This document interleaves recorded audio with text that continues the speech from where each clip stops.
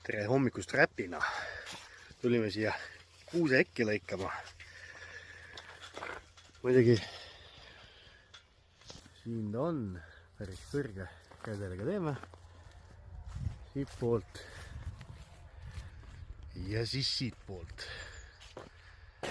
Vaatame, teeme ära. Näitan teile pärast tulemust. Ja ongi valmis. Mõned tunnid tööd ja sihukene ta sai. Ja vaatame teiselt poolt ka. Piilakalt said mõned oksad ka eest ära võetud.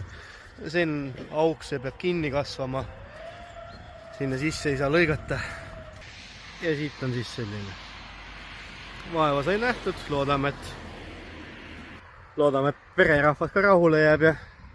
Ja kui sinagi vajad tekilõikust, siis anna meil teada ja tuleme teeme ära ja ei ole üldse küsimust. Seniks aga ilusat päeva jätku.